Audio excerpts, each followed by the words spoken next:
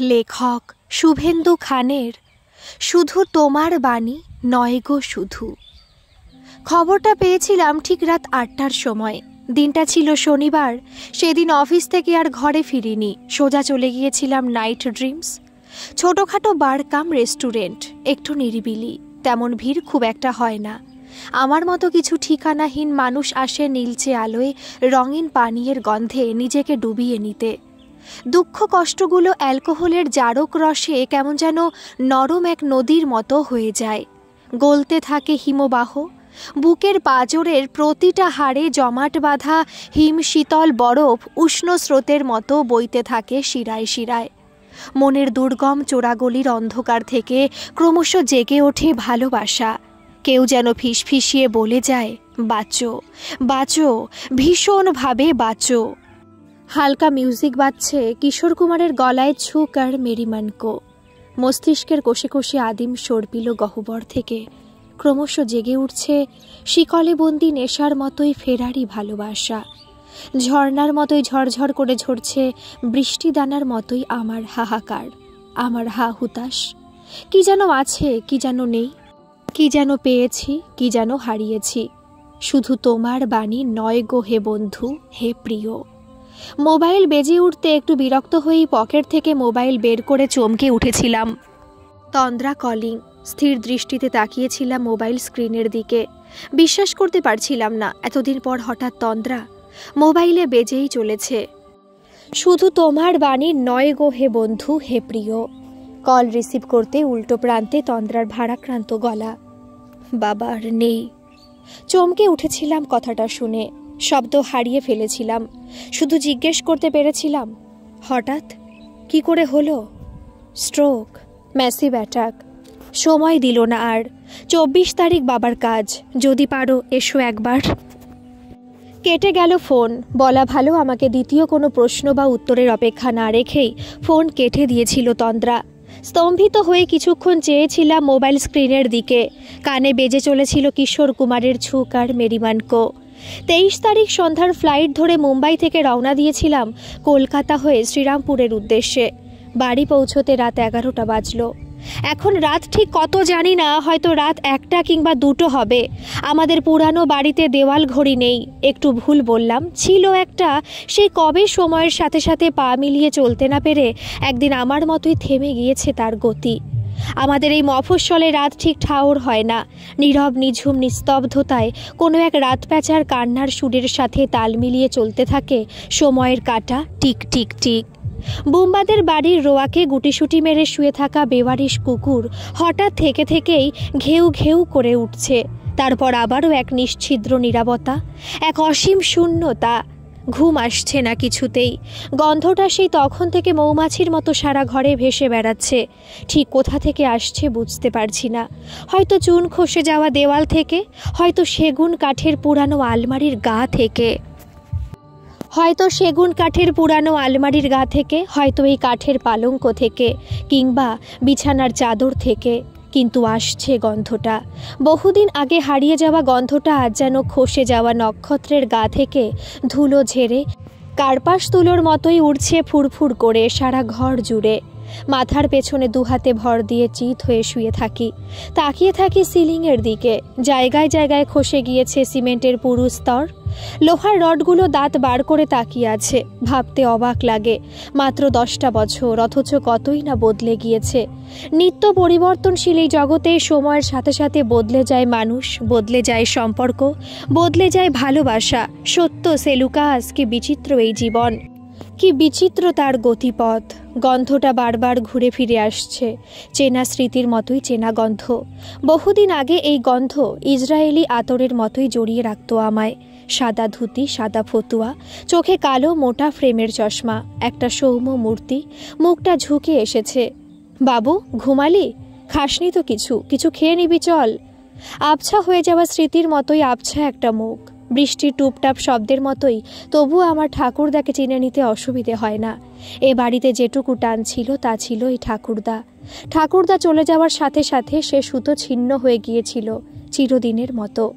ঝুড়ো কুয়াশার মতোই হাজার স্মৃতি, দুঃখ, যন্ত্রণাগুলো হাজারো গন্ধের কোলাজ নিয়ে ছেয়ে রয়েছে সারা ঘর জুড়ে। এটা ছিল ঠাকুরদার ঘর, আমার বড় আরামের ঘর। ওই যে ডান দিকে যে কাঠের আলমারি দেখছেন, হয়তো এখনও তার মধ্যে যত্নে পাট করে রাখা আছে মলিন ধুতি, সাদা ফতুয়া, কালো মোটা ফ্রেমের চশমা, বেণী মাধব শিলের পাজি, কিংবা হয়তো কিছুই নেই। সময়ের নিরন্তর ছুটে হয়তো হারিয়ে গিয়েছে সব কিছুই। শীতের দুর্বাঘাস শুষে নিয়েছে শিশিরের শেষ বিন্দুটুকু। আছে কি নেই জানি না, শুধু জানি আমার গলায় দলা পাকিয়ে ওঠা কষ্টগুলো সাবান জলে ধুয়ে ফেলতে একটা সময় বারবার ছুটে আসতাম এই ঘরে। এই ঘরের ইট, কাঠ, পাথরের প্রতিটি বিন্দুর সাথে মিশে আছে আমার যন্ত্রণা, আমার হাহাকার, আমার ভালোবাসা।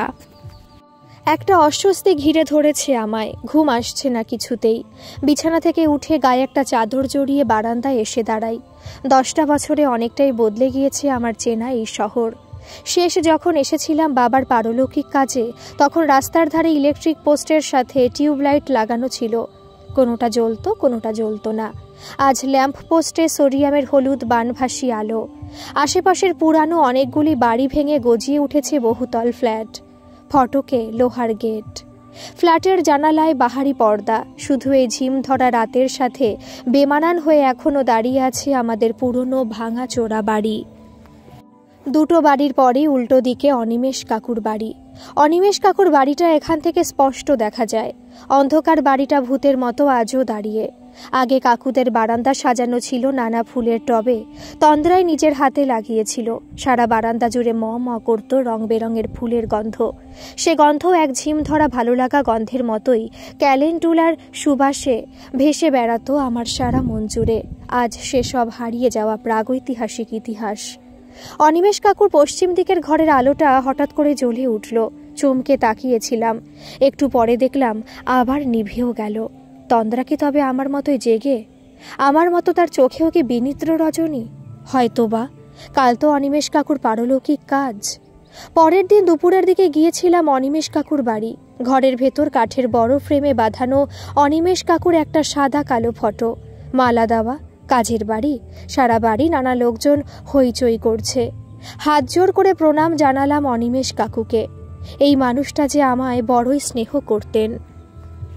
দেখা হয়েছিল তন্দ্রার সাথে। আত্মীয় স্বজন রয়েছে অনেকেই, কাউকেই তেমন চিনি না। অচেনা মুখ, লোকজনদের আতিথেয়তায় ব্যস্ত ছিল তন্দ্রা। মুখে মলিন হাসি মাখিয়ে জিজ্ঞেস করেছিল, কখন এলে? কাল রাতে ফিরেছি, এলাম কিছুক্ষণ আগে। কেমন আছো? চলে যাচ্ছে। আমারও চলছে। ব্যাস এইটুকু কথা, আর কোনো কথা হয়নি। খাওয়া দাওয়া সেরে ধীর পায়ে চলে এসেছিলাম বাড়ি। আজ আর ঘুম আসবে না। টেবিলে রাখা গোল্ড ফ্লেকের প্যাকেট থেকে একটা সিগারেট বের করে ধরাই, লম্বা টান দিই। সিগারেটের কুণ্ডলীকৃত ধোঁয়া উড়তে থাকে ঘরের মধ্যে। এটা বাবার ঘর, ঠিক একই রকম আছে। 10 বছর আগে ঠিক যেভাবে রেখে গিয়েছিলাম ঠিক সেভাবেই আছে। কোথাও কোনো পরিবর্তন নেই, শুধু কিছু ধুলো জমেছে, হয়তো বা স্মৃতির ধুলো। হলদেটে হয়ে যাওয়া ছেঁড়া পাতার মতোই কিছু দুঃসহ স্মৃতি আষ্টে গন্ধের মতো আটকে আছে এ ঘরের 4 দেওয়ালে। এতদিন অনিমেষ কাকা এই বাড়ির সবকিছু দেখাশোনা করে এসেছিলেন। আজ আর অনিমেষ কাকা নেই। এ বাড়িটিও হয়তো থাকবে না। যাক, মুছে যাক সব কিছু, শেষ হয়ে যাক সব। শেষ হয়ে যাক সব কষ্ট, সব যন্ত্রণা। যা কিছু যন্ত্রণার, বেদনার, কষ্টের, তাদের ধরে রাখতে নেই, ছেড়ে দিতে হয়, ছাড়তে হয়। ছাড়তে তো আমিও চেয়েছিলাম, পারলাম কই? বাবার মৃত্যুর পর অনিমেষ কাকু বলেছিল বেশ কয়েকবার, এদিকে যখন ফিরবে না বলে ঠিক করেই রেখেছ, তখন এবারই রেখে লাভ কি? রক্ষণাবেক্ষণের খরচ তো আছে, প্রমোটারের হাতে তুলে দিলে ভালো দাম পাবে। রাজি হতে পারিনি। থাক, যতদিন আছে, পরে কিছু ভাবা যাবে। ড্রেসিং টেবিলের সামনে এসে দাঁড়াই। পুরানো দিনের কাঠের ড্রেসিং টেবিল, দুদিকের কাঠের ওপর সুন্দর নকশা করা। শুনেছিলাম মার বিয়েতে পাওয়া। বড় ডিম্বাকৃতি আয়নার কাছে ধুলো জমেছে, মুখটা অস্পষ্ট দেখায়, আবছা স্মৃতির মতো। সিগারেটে টান দিই, ধোয়া ছাড়ি এক মুখ। আয়নার সামনে দাঁড়িয়ে নিজের অস্পষ্ট মুখটা দেখতে দেখতে চোখের সামনে একটা দৃশ্য ফুটে ওঠে। বাবা না, অফিস থেকে ফিরল।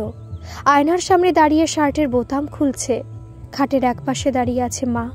মায়ের মৃদু স্বর শুনতে পাই। বাবার শরীরটা ভালো নেই, বাপের বাড়ি থেকে কয়েকদিন ঘুরে আসবো ভাবছি। কেউ মানা করেছে যেতে? Who cares? এভাবে কথা বলছো কেন? আদর করে বলতে হবে নাকি? বাপের বাড়ি থেকে ঘুরে এসো গো আমার সোনা। কথাগুলো চিবিয়ে চিবিয়ে বলে বাবা। মুখের প্রতিটি রেখায় ফুটে ওঠে তীব্র শ্লেষ। নিশ্চুপ দাঁড়িয়ে থাকে মা। শুনতে পাই বাবা বলছে, যেখানে খুশি যেতে পারো, আমায় বলার কোনো প্রয়োজন নেই। শার্টটা ছুঁড়ে মেঝেতে ফেলে দেয় বাবা। ভয়ে দরজার সামনে থেকে ছিটকে চলে এসেছিলাম দাদুর ঘরে। বাবার বিশ্রী চিৎকার শুনতে পাই, যেতে হলে তোমার জানোয়ার ছেলেটাকে নিয়ে যাবে, ফিরে আসার আর দরকার নেই। দাদুর বিছানায় শুয়ে কানে বালিশ চেপে ধরেছিলাম। একটা যন্ত্রণা আবারও যেন দলা পাকিয়ে ওঠে। যন্ত্রণারও একটা গন্ধ আছে, আষ্টে গন্ধের মতো। মেছুনি বউয়ের শাড়িতে লেগে থাকা গন্ধের মতোই ছেয়ে থাকে সারা শরীরে, লেপ্টে থাকে। সেই আষ্টে গন্ধে একদিন ক্যালেন্ডুলার সুবাস ছড়িয়ে দিয়েছিল তন্দ্রা। অনিমেষ কাকুর মেয়ে তন্দ্রা।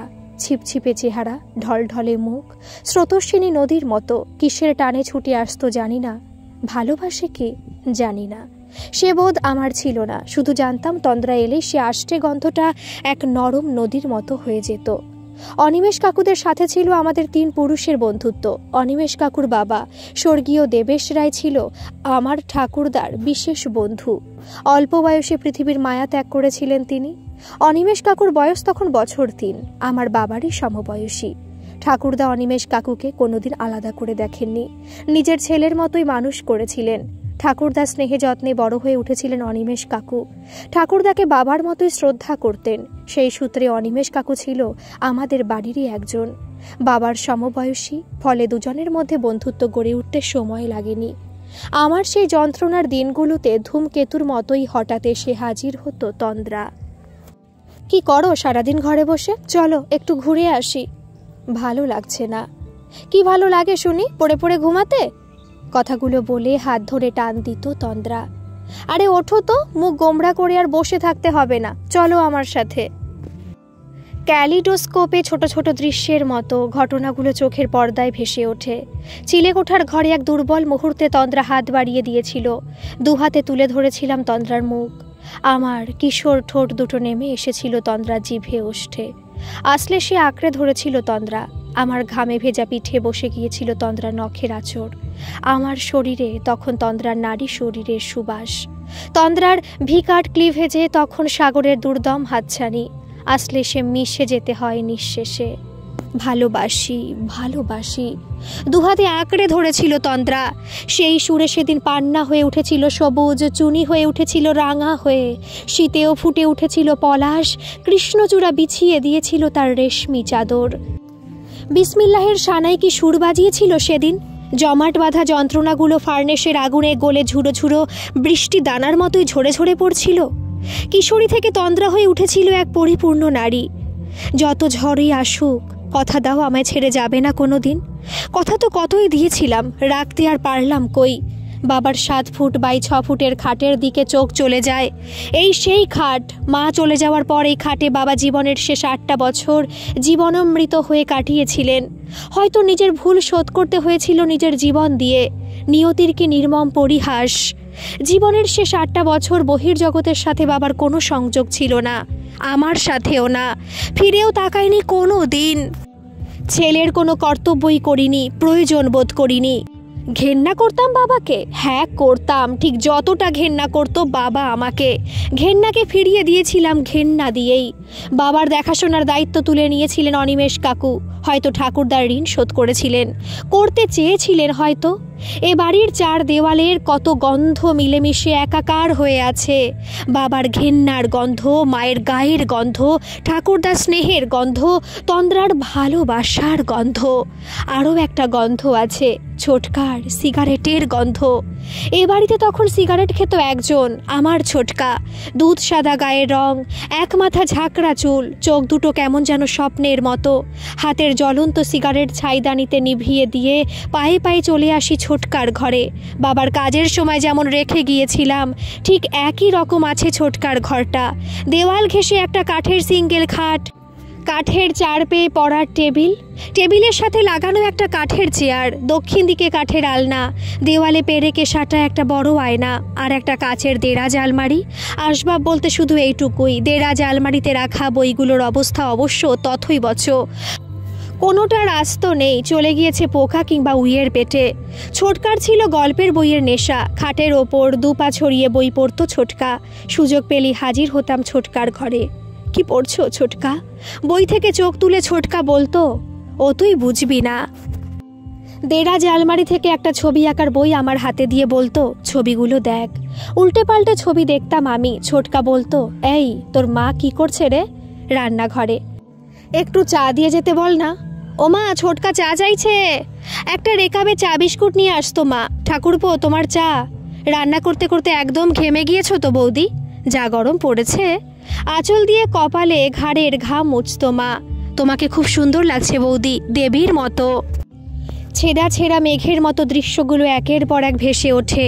একটা গেঞ্জি আর লুঙ্গি পরে চার পেয়ে টেবিলের ঠিক পাশেই দাঁড়িয়ে বাবা। বাবাকে কি বিশ্রী দেখতে লাগছে, কি ভীষণ নোংরা। ছোটকা বলছে, এসব তুমি কি বলছো দাদা? তুমি কি পাগল হয়ে গেলে? শাট আপ, যা সত্যি তাই বলছি। জানোয়ার কোথাকার, ইউ সোয়াইন। তুমি ভুল করছো দাদা, বিশ্বাস করো দাদা। ছোটকার গালে সশব্দে একটা চর নেমে আসে। Don't teach me you swine, just get lost. বিস্ফারিত চোখে তাকিয়ে থাকে ছোটকা। চরটা বোধহয় সেদিন পড়েছিল বাবার নিজের গালেও। তাই বোধহয় সে চরের দাগ মেটাতে জীবনের 8টা বছর দহন, বিরহ, ব্যথা, আনন্দ, হর্ষ সব কিছু থেকে মুক্তি লাভ করে জীবনমৃত হয়ে পড়েছিলেন এই খাটে। আর ছোটকা সারা জীবনের মতো নিরুদ্দেশ হয়ে গিয়েছিল কোনো এক রাতে। কেউ বলে বেঁচে আছে, কেউ বলে বেঁচে নেই, কেউ বলে দীঘার সমুদ্র সৈকতে ভেসে ওঠা পচাগলা দেহটা ছিল আমাদের ছোটকার। দৃশ্যগুলো ছায়া ছবির মতো একের পর এক ভেসে উঠছে। এবারই প্রতিটি ইট কাঠ পাথর সাক্ষী আছে সেদিনের বাবার বলা কথাগুলো। সন্ধেবেলা বাবা অফিস থেকে ফিরেছে, উস্কো খুস্কো চুল। আমি ছোটকার ঘরে, জ্বরে কাহিল অবস্থা। একটু আগে ছোটকা জলপট্টি দিয়েছে। পাশের ঘরে বিশ্রী চিৎকার শুনতে পাচ্ছি। আমি সহ্য করতে পারছিলাম না। কান দুটো কি ভীষণ রকম গরম হয়ে উঠছিল আমার। একটা আওয়াজ হলো মনে হয়, কিছু ভাঙলো বোধ হয়। ছুটে এসেছিল ছোটকা। পায়ে পায়ে আমিও এসে দাঁড়িয়েছিলাম দরজার গোড়ায়। মা বলছিল, 2 দিন ধরে ছেলেটা জ্বরে কাতরাচ্ছে, বমি করছে, একবার ডাক্তারখানায়। ও আমার ছেলে নয়। কানে আঙুল তুলেছিল মা। কি বলছো তুমি? You know what I mean it. He is not my son. You understand? চুপ করো তুমি। কান্নায় ভেঙে পড়েছিল মা। দুহাতে নিজের কান চেপে ধরেছিল। বাবাকে কিন্তু চুপ করানো যায়নি। কি ভীষণ নোংরা লাগছিল বাবাকে। চিৎকার করে উঠেছিল বাবা, ইউ হোর, এ হোর। বাবা দুহাতে চেপে ধরেছিল মায়ের গলা, সেই সাথে বিশ্রী চিৎকার, ইউ হোর। উফ লাগছে, ছাড়ো। একটা সজোরে ধাক্কা। হুমড়ি খেয়ে ড্রেসিং টেবিলের ওপর ছিটকে পড়েছিল মা। ড্রেসিং টেবিলের কোনায় লেগে কেটে গিয়েছিল মায়ের বাদিকের কপাল। ঝরঝর করে রক্ত পড়ছিল। বাবার কথাগুলো আমার বিস্বাদ কিশোর শরীরে গরম সীসার মতো ঢেলে দিচ্ছিল। You whore, he is not my son, you whore. চুরচুর হয়ে ভেঙে যাচ্ছিলাম আমি। ছুটে গিয়েছিল ছোটকা। বৌদি। বাধা হয়ে দাঁড়িয়েছিল বাবা। চেপে ধরেছিল ছোটকার জামার কলার। কি ভীষণ হিংস্র লাগছিল বাবাকে। চিবিয়ে বলেছিল কথাগুলো, শুয়োর কোথাকার, don't touch her, go to hell you শুয়ার। বিস্ফারিত চোখে নির্বাক দাঁড়িয়েছিল দাদু। সে চোখের ভাষা বুঝিনি কোনোদিন। বিড়বিড় করে শুধু বলতে শুনেছিলাম, বিষবৃক্ষ, অভিশাপ। এ অভিশাপে একদিন সব শেষ হয়ে যাবে। সে রাতে নিরুদ্দেশ হয়েছিল ছোটকা। মা নিজেকে গুটিয়ে শামুকের খোলসের মধ্যে ঢুকিয়ে নিয়েছিল। অহল্যার অভিশাপে এক প্রস্তর মূর্তি যেন। এ পৃথিবীর কোনো দুঃখ কষ্ট শোকই মায়ের গায়ে আঁচড় কাটতে পারত না। আর আমি ভেঙে টুকরো হয়ে গিয়েছিলাম। অনিমেষ কাকুর মুখের দিকে চোখ তুলে তাকাতে পারতাম না। কাকুর চোখের মধ্যে কি অদ্ভুত এক দৃষ্টি ছিল, ঘেন্নার, সহানুভূতির, মজালোটার, ঠিক জানি না। পালিয়ে বেড়াতাম। আশেপাশে লোকজনের মধ্যেও দেখতে পেতাম অদ্ভুত এক দৃষ্টি। নোংরা লাগতো নিজেকে, ভীষণ নোংরা লাগতো। গা ঘিন করতো। সারা গায়ে তখন আমার ঘেন্নার গন্ধ। ঠিক করছে নর্দমার পোকা। ঘেন্না, কি ভীষণ ঘেন্না। তন্দ্রা এসেছিল। পালিয়ে বেড়াও কেন? আমি বাঁচিতে চাই। পালিয়ে বাঁচতে পারবে? পেরেছে কেউ? হাত বাড়িয়ে দিয়েছিল তন্দ্রা। আমাকে ছাড়া বাঁচতে পারবে? সহানুভূতি, দয়া। ধীরে ধীরে তন্দ্রার হাতটা ছাড়িয়ে নিয়েছিলাম। চিৎকার করে বলেছিলাম, পারবো, আলবাত পারবো। এই পৃথিবীতে কেউ কারো নয়, প্রয়োজন ছাড়া কেউ আসে না। আমি প্রয়োজনে এসেছি? আমার প্রয়োজন নেই। সেদিনের কথাগুলো সব মিথ্যে। ভালোবাসো না আমায়? কোনো দিন বাসিনি। আহত হরিণীর মতো স্থির দৃষ্টিতে তাকিয়েছিল তন্দ্রা। ভালোবাসার অপমান বোধহয় দুঃসহ যন্ত্রণার, বড় কষ্টের। ধীর পায়ে চলে গিয়েছিল তন্দ্রা। পরপর ঘটে গেল ঘটনাগুলো। ছোটকার নিরুদ্দেশ, বছর ঘুরতে না ঘুরতে মায়ের নীরবে চলে যাওয়া, আর মাস 10 বাদে দাদুর মৃত্যু। এবারে প্রতি শেষ টানটুকু চলে গিয়েছিল আমার। সব ছেড়ে ছোটকার মতো নিরুদ্দেশ হয়েছিলাম একদিন ভোরে। ভাগ্যান্বেষণে বেরিয়ে পড়েছিলাম। প্রথমে মিলের চাকরি, অক্লান্ত পরিশ্রম, মালিকের চোখে পড়ে যাওয়া, দ্রুত উন্নতি, একের পর এক চাকরি বদল, এক রাজ্য থেকে অন্য রাজ্যে। ধনুক ছোড়া তীরের মতোই ছুটে চলতে চলতে আজ মুম্বাইয়ের একটি মাল্টি ন্যাশনাল কোম্পানিতে। শেষবার এসেছিলাম বছর 10 আগে বাবার কাছে। অনিমেষ কাকু ফোন করে জানিয়েছিল, তোমার একবার অন্তত আসা উচিত। বাবার কাজ শেষে আবার না হয় চলে যেও। ভোর রাতে কখন ঘুমিয়ে পড়েছিলাম খেয়াল নেই। পরের দিন যখন ঘুম ভাঙলো তখন ঘড়িতে 9টা ছুঁই। ভেজিটেবল চপ হয়ে শুয়ে রইলাম কিছুক্ষণ। রিটার্ন টিকিট কেটেই এসেছিলাম। রাত 11টা 10-এ মুম্বাই যাওয়ার ফ্লাইট। শুয়ে শুয়ে ভাবছিলাম সারাটা দিন কি করব। একবার ভাবলাম কোথাও ঘুরে আসি। প্রায় 10টা বছর পর শ্রীরামপুরে এলাম। কত হাজার স্মৃতি, হাজারো গন্ধ নিয়ে ছড়িয়ে আছে চারপাশে। কিন্তু বিছানা ছেড়ে উঠতে ইচ্ছে করছিল না। পরক্ষণে আরও একটা চিন্তা মাথায় এলো, এই বাড়িটার একটা গতি করা দরকার। এতদিন অনিমেষ কাকু দেখভাল করে এসেছিল, ঠাকুরদার ঋণ চুকিয়েছিল হয়তো। কিন্তু আজ আর অনিমেষ কাকু নেই। এদিকে তো আর আশা হবে না। বাড়িটাকে এখানে এভাবে ফেলে রেখেও লাভ নেই। প্রমোটার রবীন চ্যাটার্জির সাথে একবার কথা বলতে পারলে ভালো হতো। শুধু তোমার বাণী নয় গো হে বন্ধু হে প্রিয়। নানা হাবিজাবি চিন্তার মধ্যেই ফোন বেজে উঠল। ফোন হাতে তুলে নিয়ে অবাক হলাম, তন্দ্রা কলিং। সত্যি কি অবাক হয়েছিলাম?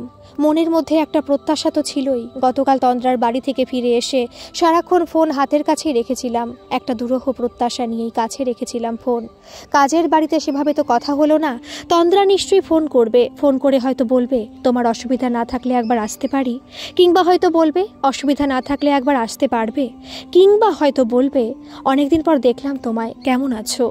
যতবার ফোন বেজেছে চমকে চমকে উঠেছি। আশা নিরাশার দ্বন্দ্ব নিয়ে ফোন হাতে তুলে নিয়েছি।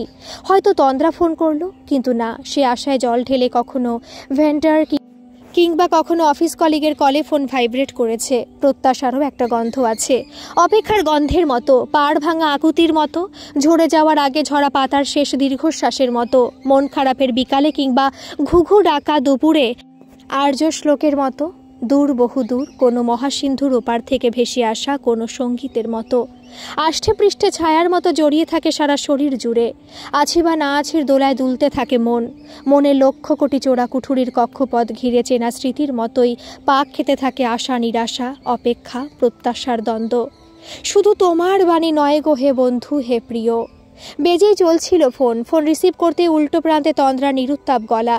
কোনো রকম ভনিতা না করে তন্দ্রা জিজ্ঞেস করে, অসময় বিরক্ত করলাম, একবার আসতে পারবে? একটু দরকার ছিল। তেমন অসুবিধা হলে আমি নিজেই আসতে পারি। অসুবিধার কিছু নেই, আমি আসছি মিনিট 15-র মধ্যে। ওকে। ফোনটা কেটে দেয় তন্দ্রা। মোবাইল স্ক্রিনে কিছুক্ষণ নির্বাক তাকিয়ে থাকি। মনের মধ্যে নানা দ্বন্দ্ব দুলিয়ে যাচ্ছে মন। কি বলতে পারে তন্দ্রা, কি দরকার থাকতে পারে? আড়মোড়া ভেঙে শেভ করে দ্রুত ফ্রেশ হয়ে বেরিয়ে পড়লাম। কলিং বেল বাজাতেই দরজা খুলে তন্দ্রা, ভেতরে এসো। আজ অনেক দিন পর দেখলাম তন্দ্রাকে। গতকাল সামান্য একটু সময়ের জন্য দেখা হয়েছিল বটে, কিন্তু সেভাবে ঠাউর করা হয়নি। আতিথেয়তায় ব্যস্ত ছিল তন্দ্রা। আজ দেখলাম তন্দ্রাকে। আগের চেয়ে অল্প হলেও একটু মোটা হয়েছে তন্দ্রা। চেহারার মধ্যে একটা ভারিক্কি ভাব। মনে হলো আগের মতো নদীর সে উচ্ছল ঢেউ আর নেই, বরং সে উচ্ছলতাকে ঘিরে গভীরতা এসেছে অনেকখানি। সদ্য পিতৃবিয়োগে বেদনার ছাপ তন্দ্রার মুখের প্রতিটি শিরায় শিরায়। আলগোছে বাঁধা চুল, কানে খুব সাধারণ একটা দুল, কপালে একটা ছোট্ট লাল টিপ। খুব সাধারণ সাজেও সুন্দর লাগছিল তন্দ্রাকে। আজ শাড়ি পরেছে তন্দ্রা। মনে পড়ে গেল সে কিশোর বেলার কথা। কাল অষ্টমী, শাড়ি পরবে কিন্তু। শাড়ি পরলে তোমায় সুন্দর লাগে তন্দ্রা। ধুত, শাড়ি আমার পরতেই ভালো লাগে না, একদম ধরতে পারি না, অসহ্য লাগে আমার। আমাকে অবাক করে দিয়ে অষ্টমীর দিন বিকেলবেলার নীল রঙের শাড়ি পরে এসেছিল তন্দ্রা। লাজুক চাহনি, লজ্জা মেশানো সে চাহনি জিজ্ঞেস করেছিল, কেমন লাগছে বলো? মুগ্ধ চোখে চেয়েছিলাম সেদিন। চমক ভাঙল হঠাৎ তন্দ্রার কথায়। নিচের ঘরগুলো অগোছালো, এখনো ঠিকমতো পরিষ্কার করা হয়ে ওঠেনি। ওপরে চলো। তন্দ্রার পিছু পিছু সিঁড়ি ভেঙে দোতলায় এলাম। অনেকদিন পর এলাম অনিমেষ কাকুর বাড়ি। শেষ কবে এসেছি মনে পড়ে না। চেনা গন্ধের মতোই হাজারো চেনা স্মৃতি ছড়িয়ে আছে যত্রতত্র, তবু যেন অচেনা মনে হয়। দেওয়ালের সবুজ রং অনেকটাই ফ্যাকাশে হয়ে গিয়েছে, কিছু কিছু জায়গায় রং উঠে গিয়ে ছাই রঙা সিমেন্টের আস্তরণ প্রকট হয়ে উঠেছে। সিলিংয়ে ঝোলানো ফ্যানের ব্লেডও কালছিটে, মনে হয় অনেকদিন পরিষ্কার করা হয়নি। দেরাজ আলমারিতে চোখ পড়ে গেল। দুটো দেরাজ আলমারি জুড়ে দেশি বিদেশি নানা বই সাজানো রয়েছে। মাহেশ গ্রন্থাগারের লাইব্রেরিয়ান ছিলেন অনিমেষ কাকু। বই পড়ার অভ্যেস ছিল খুব। বাবার কাছ থেকে তন্দ্রাও পেয়েছিল সেই অভ্যেস, আর আমায় বই পড়ার নেশা ধরিয়েছিল ছোটকা। দাঁড়িয়ে কেন, বসো। দেখছিলাম ঘরটা, অনেকদিন পর এলাম। তোমার বই পড়ার অভ্যেস এখনো আছে? কথাটার উত্তর না দিয়ে তন্দ্রা জিজ্ঞেস করে, সকালে ব্রেকফাস্ট হয়েছে? কিছু খাবে? চা চলতে পারে, তুমি বসো, আমি এক্ষুনি আসছি। তন্দ্রা চলে যেতে দেরাজ আলমারিতে রাখা বইগুলো দেখতে থাকি। সমরেশ বসু, সমরেশ মজুমদার, বিভূতিভূষণের বইয়ের সাথে সাথে আধুনিক কালের নতুন ঔপন্যাসিকদের কিছু বই সংযোজিত হয়েছে দেখলাম। পাশাপাশি কিছু বিদেশি সাহিত্য আর কিছু বাংলা অনুবাদও রয়েছে। জিম করবেটের ম্যান ইটার্স অব কুমায়ুন বইটা হাতে তুলে নিলাম। এটা পড়েছো আগে? প্লেটে চার বিস্কুট নিয়ে আসে তন্দ্রা। বইটা টেবিলের একপাশে রেখে চায়ের প্লেট হাতে তুলে নিই। তন্দ্রাও চায়ের কাপ তুলে নিয়ে উল্টো দিকের সোফায় বসে। বললাম, এটির বাংলা অনুবাদ কুমায়ুনের মানুষ খেকো। অনেকদিন আগে পড়েছিলাম, অরিজিনাল লেখাটা পড়া হয়নি। তুমি চাইলে রাখতে পারো তোমার কাছে। তোমার সংগ্রহ কিন্তু মানতে হবে, অনেক দেশি বিদেশি সাহিত্যও রয়েছে দেখলাম। এগুলো নিয়ে বেঁচে আছি। সব কি বইমেলা থেকে কেন? কিছু বইমেলা থেকে কিনেছি, কিছু সংগ্রহ করা।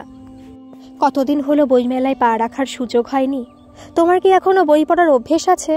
চায়ের কাপ নামিয়ে রাখি টেবিলে, সোফায় এলিয়ে দিই শরীর। আগে খুব পড়তাম, এখন আর পড়া হয়ে ওঠে না। জীবন বড় যান্ত্রিক হয়ে গিয়েছে। অফিসার বাড়ি, খিড়কি থেকে সিংহদুয়ার, এটুকুই আমার জগৎ।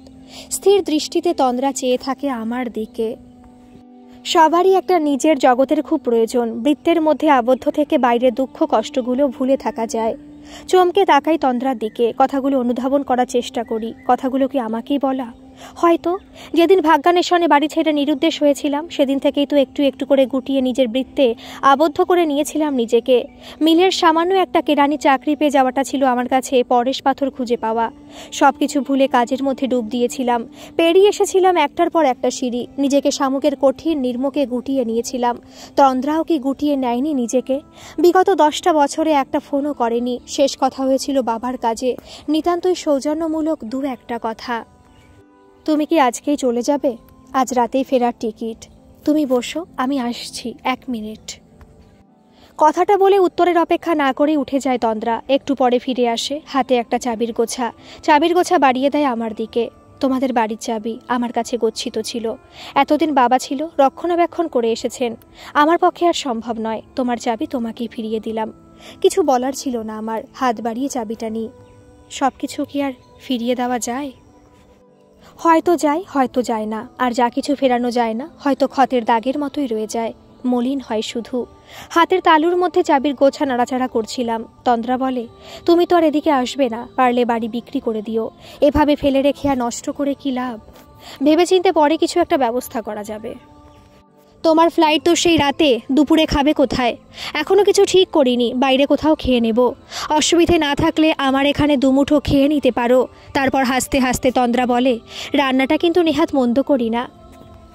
চেটেপুটে না খেয়ে উঠতেই পারবে না। হাসি বড় ছোঁয়াচে ভাইরাসের মতো। তন্দ্রার হাসি ছড়িয়ে যায় আমার মুখেও। গুমোট হাওয়াও যেন হালকা হয়ে ছড়িয়ে পড়ে ঘরের চার দেওয়ালে। যদি অসুবিধা না থাকে তো চলো, আজ না হয় বাইরে কোথাও খেয়ে আসি। আমার ফ্লাইট রাতে, হাতে বেশ কিছুটা সময় আছে, একটু ঘুরে আসাও হবে। কি যেন একটু ভাবে তন্দ্রা, তারপর বলে, আমায় মিনিট 15 সময় দাও, তৈরি হয়ে নি। বেশ, তবে আমিও বাড়ি থেকে তৈরি হয়ে আসি। 15 মিনিটের মধ্যেই আসছি। কয়েক ঘন্টা যেন মুহূর্তের মধ্যে কেটে গেল। কখনো হেঁটে, কখনো অটো বা কখনো টোটোয় চড়ে কয়েকটা ঘন্টা ঘুরে বেড়ালাম সারা শ্রীরামপুর জুড়ে। মাহেশের জগন্নাথ মন্দির দেখে কয়েক দফা চা ধ্বংস করে হাঁটতে হাঁটতে চলে গিয়েছিলাম রাধা বল্লভ মন্দিরে। Saint Olaf Church, Denmark Tavern দেখতে দেখতে দুপুর হয়ে গেল। চেনা গন্ধটা আবারও যেন ফিরে আসছে, নাম না জানা কোনো এক ঘাস ফুলের গন্ধের মতো। যে গন্ধ আমার শৈশব কৈশোর জুড়ে ছেয়ে আছে, এ গন্ধ আমার ভীষণ চেনা। মহুয়ার গন্ধের মতোই নেশায় বুধ করে রাখে। নদীর স্রোতের মতোই উচ্ছল তরঙ্গ হয়ে তন্দ্রা ছড়িয়ে যেত ক্যালেন্ডুলার সুবাস। আজ হালকা হলুদ রঙের শাড়ি পরেছে তন্দ্রা, সাথে ম্যাচিং ব্লাউজ, কপালে ছোট্ট একটা টিপের ওপরে চুমকি বসানো, জলজল করছে। ভেঙে যায় কীটপ্রায় ধরনীর বিশীর্ণ নির্মুখ তোমার চকিত স্পর্শে। অতীতের কোনো এক হিমগর্ভ থেকে আমার মৃত শরীরে যেন জেগে উঠেছিল প্রাণের স্পন্দন, সঞ্জীবনী সুধা। শিশুর মতোই চঞ্চল হয়ে উঠেছিল তন্দ্রা। ডেনিশ কবরস্থান দেখতে দেখতে তন্দ্রা বলে উঠেছিল, কার লাগিয়ে সমাধি, তুমি একা বসে আছো আজ, কি এক বিক্ষুব্ধ প্রেত কায়ার মতন। অতীতের শোভাযাত্রা কোথায় কখন চকিতে মিলায়ে গেছে পাও নাইটের। আমি সগক তক্তির মতোই মৃদুস্বরে বলে উঠেছিলাম, আমাকে খোঁজো না তুমি বহুদিন, কতদিন আমিও তোমাকে খুঁজি নাকো। এক নক্ষত্রের নিচে তবু একই আলো পৃথিবীর পারে আমরা দুজনে আছি।